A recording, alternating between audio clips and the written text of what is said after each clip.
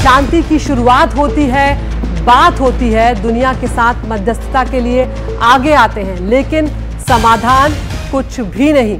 इस बार रूस पर यूक्रेन ने हमला कर दिया है। रूस पर बड़े हमले के बाद यूक्रेन के राष्ट्रपति वोलोदिमीर ज़ेलेंस्की का बड़ा बयान भी सामने आया। उन्होंने कहा है कि सेना ने रूस में शानदार ऑपरेशन किया है।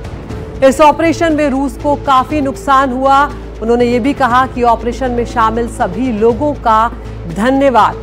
ऑपरेशन की तैयारी में 1.5 साल से ज्यादा का वक्त लगा, यानी कि यूक्रेन इतना नुकसान झेलने के बाद भी लगातार इन तैयारियों में लगा था कि किस तरह से रूस को बड़ा नुकसान जो है वो यहां पर पहुंचाया जाए। तो कल यूक्रेन ने रूस पर अब तक का सबसे बड़ा ड्रोन हमला किया। यूक्रेन का दावा है कि इस हमले में रूस के 4 एयरबेस को निशाना बनाया गया है और 40 विमानों को नुकसान पहुंचा है।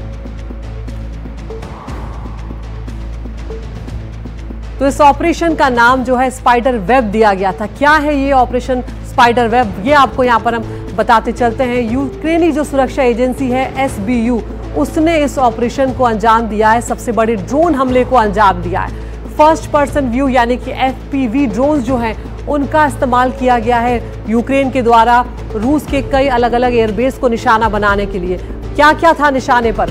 निशाने पर A50, Tu-95, Tu-22 जैसे स्ट्रेटेजिक बॉम्बर्स जो हैं वो यूक्रेन के निशाने पर थे, जिन्हें ड्रोन के जरिए नुकसान पहुंचाया गया है। इतना ही नहीं, SBU ने करीब 18 महीने तक इसकी तैयारी की। ये जानकारी खुद राष्ट्रपति ज़ेलेंस्की ने दी है। उन्होंने ये भी कहा है जिस तरह से ये पूरा मिशन जो है उसे अंजाम दिया गया, पूरे वक्त ज़ेलेंस्की जो है राष्ट्रपति, उनकी निगरानी में इस मिशन को अंजाम दिया गया। इतना ही नहीं, SBU चीफ वासिल मालियुक जो हैं उनकी देखरेख में, उनकी सुपरविजन में ये पूरा प्लान जो है उसे बनाया गया था। ड्रोन को पहले रूस में चोरी छिपे भेजा गया और उसके बाद आपको बताएं उन्हें लॉरियों में, लकड़ी के कैबिनों में छिपाया भी गया था और इसीलिए इसकी तैयारी लंबी चली। ट्रकों से ड्रोन उसके बाद लॉन्च कर दिए गए और ट्रकों की जो छतें थी वो खुल गई और उनमें से ड्रोन्स जो हैं वो निकलते चले गए, रूस के अलग अलग इलाकों में पहुंच गए।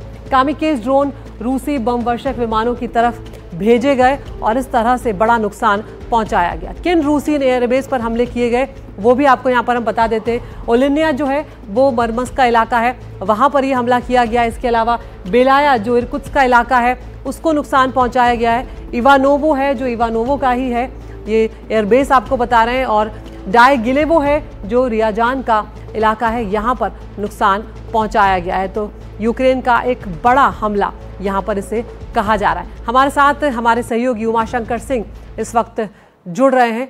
उमा, आज वो बड़ा दिन है जब दोनों देशों के बीच बात होने वाली है और उससे पहले सबसे बड़ा ड्रोन हमला इसे यूक्रेन का रूस की तरफ कहा जा रहा है। किस तरह से देख रहे हैं आप इस पूरी परिस्थिति को? जी देखिए, बातचीत जो है इस्तांबुल में होनी है। भारतीय समय के हिसाब से 3 साढ़े 3 बजे जो दूसरे दौर की बातचीत है वो शुरू होनी है। और इस बातचीत के लिए जब रूसी प्रतिनिधिमंडल वहां पहुंचा और उसको लीड कर रहे हैं व्लादिमीर मेदिंस्की, उनसे जब पूछा गया इन ड्रोन हमलों के बारे में तो उन्होंने कहा कि कल तक इंतजार कीजिए। तो बड़ी निगाह इस बात पे लगी हुई है कि रूस किस तरह से रिटेलिएट करता है यूक्रेन के इन ड्रोन हमलों को। और दूसरी बात, जहां बातचीत की है तो बातचीत का जो एक ब्रॉडर फ्रेमवर्क बनाने की बात जो अमेरिका की तरफ से कही गई थी रूस को, तो रूस को अपनी तरफ से एक जो फ्रेमवर्क है वो पेश करना है ताकि उसके आधार पर बातचीत का सिलसिला आगे बढ़ सके। तो एक सैन्य रणनीति, सैन्य कार्रवाई अपनी जगह चल रही है क्योंकि कोई सीज फायर तो हुआ नहीं अभी, और दूसरी तरफ सीज फायर की कोशिश भी लगातार चल रही है। तो देखना है कि सैन्य रूप से क्या जवाबी कार्रवाई रूस करता है यूक्रेन पर। यह भी जानकारी निकलकर सामने आ रही है कि वहां से किसी तरह का ऐसा हमला हो सकता है जो कि न्यूक्लियर आशंका समेटे हुआ हो। इस तरह की जो जानकारी रूसी मीडिया के हवाले से निकलकर सामने आ रही है। तो स्थिति काफी गंभीर है। आप बताएं कि आखिर क्या वजह रह रही है कि ये जो बातचीत है, क्योंकि बातचीत इससे पहले भी हुई लेकिन कोई समाधान निकल नहीं पा रहा है, क्या वजह? जी देखिए, सबसे बड़ी वजह यह है कि अब जो है जो अमेरिकी राष्ट्रपति ट्रंप के तमाम दबाव के बावजूद जो रूस के राष्ट्रपति पुतिन हैं वो अपनी शर्तों से पीछे हटने को तैयार नहीं। वे चाहते हैं कि ज्यादा से ज्यादा यूक्रेन की जमीन उनके कब्जे पर हो ताकि आगे आने वाले समय में एक ज्यादा बड़ा चौड़ा जो बफर जोन है वो बन सके। दूसरी बात, वो एक तरह से राजनीतिक जो एक अपनी प्रभुसत्ता, अपना जो असर है वो यूक्रेन पर चाहते हैं, जो कि अमेरिका या पश्चिमी देशों को मंजूर नहीं है। तो ऐसे में जो पहले लग रहा था कि यूक्रेन जो है उस पर दबाव डालकर अमेरिकी राष्ट्रपति ट्रंप जो है वो इस समझौते को अंजाम दिला देंगे, वो नहीं हो पाया है। तो मिसकैलकुलेशन के शिकार कहीं ना कहीं रहे राष्ट्रपति ट्रंप। अब देखना है कि आज की बातचीत किस दिशा में और कितनी दूर तक आगे बढ़ती है। बहुत बहुत शुक्रिया उमा आपका इस तमाम जानकारी के लिए। अब नजर इस बात पर रहेगी कि बातचीत किस तरफ आगे बढ़ती है, और दूसरी बड़ी नजर इस बात पर रहेगी कि अब रूस की तरफ से क्या कुछ किया जाता है, क्योंकि सबसे बड़ा ड्रोन हमला है। तो क्या पुतिन चुपचाप बैठेंगे, इस पर बहुत बड़ा संदेह बना हुआ है।